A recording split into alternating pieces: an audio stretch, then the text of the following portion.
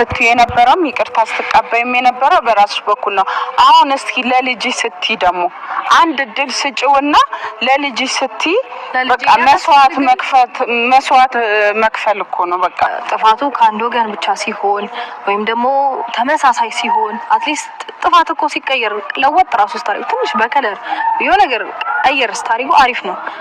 ኤቭሪዴይ ተመሳሳይ ጥፋት ሲጠፋ እና ደግሞ ተጎጂው አንድ ሰው ሲሆን እና ሁሌም ይቅርታ አድራጊው አንድ ሰው ሲሆን ይቅርታ ጠያቂ ከዛ ይቅርታ ተቀባይ አንድ ሰው ብቻ ሲሆን ጉዳት አለው።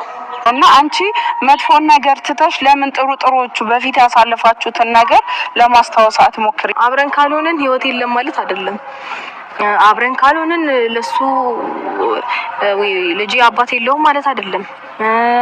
ወይም ደግሞ ነገር ህይወት ምንም በቃ ሁሉ ነገር ጨለማ በጣም በብዙ መንገድ ብዙ ነገሮችን አሳልፈናል እኔና እሱ መሀል እንደዚህ ሚዲያም ላይ የሚታወቅ ከዛም ውጪ ማንም እንዲህ ላይክ ሚዲያ ላይ የመጣ የሚቀርበው ማንም የማያውቀው ብዙ ነገሮችን አሳልፈናል።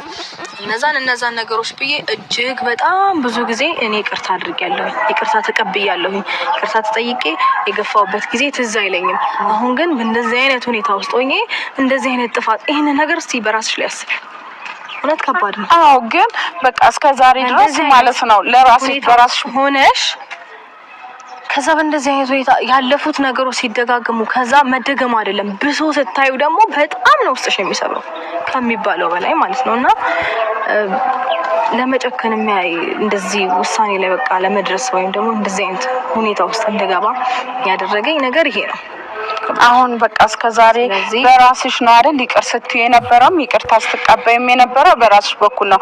አሁን እስኪ ለልጅሽ ስትይ ደግሞ አንድ እድል ስጪውና ለልጅሽ ስትይ በቃ መስዋዕት መክፈል እኮ ነው። በቃ እኮ እኔ አላስፈልግም ታስፈልጊያለሽ በደንብ መጀመሪያ አንቺ ነሽ የምታስፈልጊው። እሱማ በቃ ለልጄ መኖር ካለብኝ ራሴን አበርትቼ ራሴ ጠንክሬ እንጂ ራሴን ሞቼ ራሴን ገድዬ ከሆነ ነገ ልጄ ተስፋ ላይ ኖሮ ነው።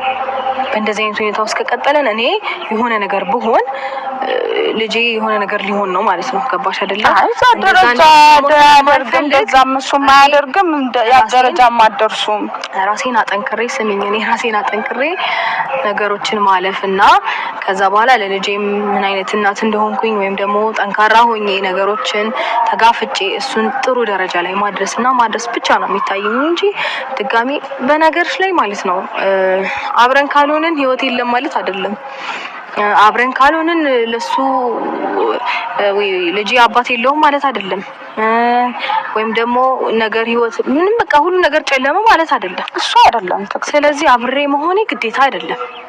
ተለያይተን ህይወት ይቀጥላል። እኔም የራሴን ህይወት በደንብ አድርጌ እመራለሁኝ፣ እሰራለሁኝ፣ ለልጄ ማድረግ ያለብኝን አደርጋለሁኝ። እሱም እንደዛ በበኩሉ ይሄ እኔ ብዙ ጊዜ ደጋግሜ ተናግሬያለሁኝ። ወድጄ አይደለም ግዴታዬ ስለሆነ አደርጋለሁ።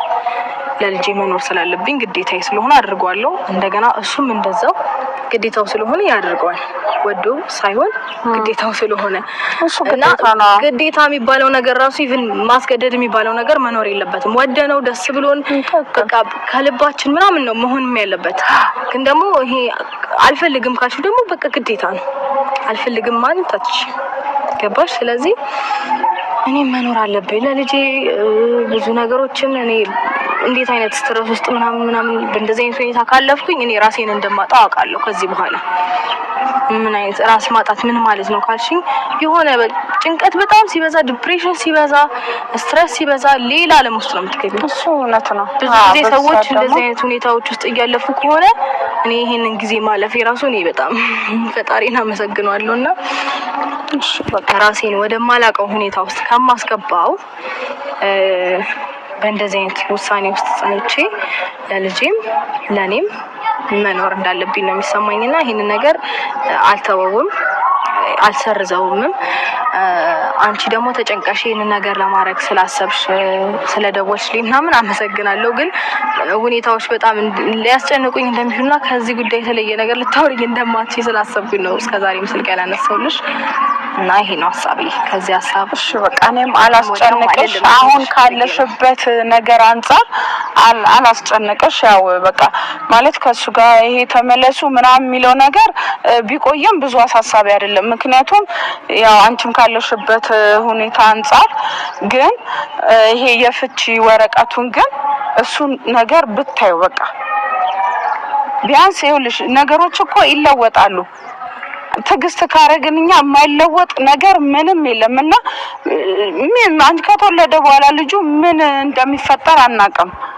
አብርሃምም ደግሞ ለዛ ልጅ ሲል ምን ማድረግ እንዳለበት ምን ደረጃ መድረስ እንዳለበት በደንብ እንትን ይላል። የዛኔ ሁሉ ነገር እንትን ይልለታል። እስከዛ ግን በቃ እኔ ለልጄ መኖር እፈልጋለሁ። ልጄ እኔ መኖር ነው የሚያስፈልገው። አንድ ነገር የሆነ ነገር የሚያጠፋው አንድ ሰው ሁሌ አንድ አይነት ነገር የሚያደርገው አንድ ሰው ነው። ይቅርታ ባይ እኔ ነኝ ሁሌ። ስለዚህ ለልጄ መኖር እፈልጋለሁ። ማበድና አይምሮዬ እንትን እንዲል አልፈልግም። ለልጄ እኔ አስፈልገዋለሁ። እኔና እሱ አብረን ባንኖርም አንድ ሰው ይቅርታ ሲል አንድ ሰው የሆነ ነገር ሲያደርግ ሁሌ አንድ አይነት ነገር ሲሆን ለኔ ለህይወቴም ጥሩ አይደለም። ለልጄ መኖር እፈልጋለሁ እያለች ነው። በእርግጥም ደግሞ ያስብላታልም። ምክንያቱም አብርሃም እያየችው ነው ተደጋጋሚ ጥፋት፣ የሚያስጠላ የሚደብር አረኬት ነው እያሳየ ያለው። ሄርሜላም የምታሳየውን እያያችሁ ነው።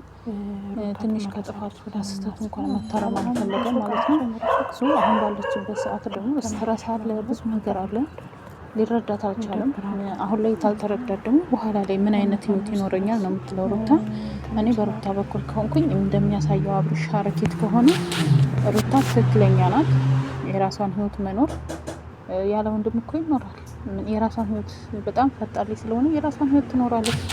ስለዚህ ትክክል ናት ብዬ ነው እኔ ሩታን ነው የምደግፈው። ምክንያቱም አብርሃም ከድርጊቶቹ ከስራዎቹ እየተቆጠረ ስላልሆነ ሩታ እውነቷን ለልጇ ታስፈልጋለች ብዬ ነው የማስበው። እና ውድ ቤተሰቦች የዛሬ ቪዲዮ ይመስላል። ላይክ ሰብስክራይብ ያደረጋችሁ አበረታቱኝ። ወዳችኋለሁ። ባይ ባይ።